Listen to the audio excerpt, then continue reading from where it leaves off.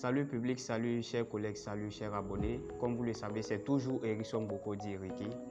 La dernière fois, j'ai fait une vidéo portant sur comment devenir un entrepreneur professionnel. Aujourd'hui, je vais vous parler d'un nouveau thème qui s'intitule l'entrepreneuriat à partir de zéro. Contrairement à ce que la majorité des personnes pensent, entreprendre à partir de zéro ne se résume pas seulement sur le coût financier.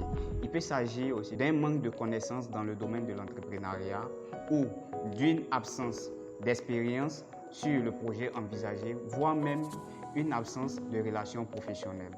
Mais avant de commencer, n'oubliez pas de vous abonner à ma chaîne YouTube et de cliquer sur la cloche de notification pour ne plus rater mes prochaines vidéos. Pour ce qui concerne la première partie de notre vidéo, sachez que la manière d'entreprendre à partir de zéro est d'avoir une connaissance minimale sur la rentabilité de votre projet. Et une fois que vous avez cela, vous devrez vous définir des objectifs à partir de cette connaissance. Une fois les objectifs définis, trouvez-vous des stratégies pour pouvoir atteindre ces objectifs en réduisant au maximum possible le risque d'échec.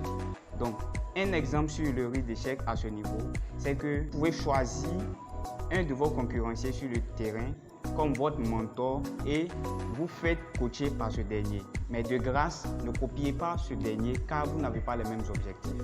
Aussi, minorez vos propres besoins au profit de votre entreprise. Pour ce qui concerne le moment auquel vous devrez entreprendre, retenez qu'il n'y a pas de moment bien défini pour pouvoir entreprendre.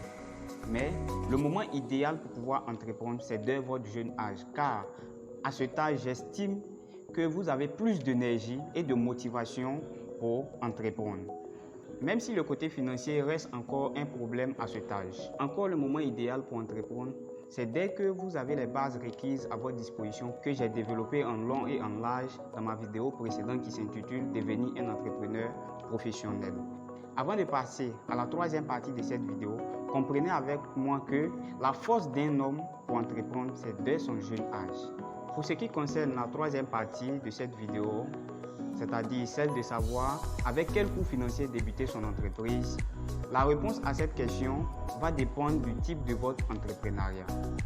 Par exemple, quelqu'un qui veut entreprendre et en même temps faire la reconnaissance et la promotion de son entreprise, c'est forcé que ce dernier engage un faux coût dans son entrepreneuriat. Et par rapport à quelqu'un qui veut débuter son entreprise avec les conditions standards que nous connaissons, ce dernier peut débuter son entreprise, même avec 20 $, peut débuter son entreprise et au fur et à mesure, ses revenus vont lui permettre de pouvoir construire un local pour bien s'installer par rapport à son entreprise.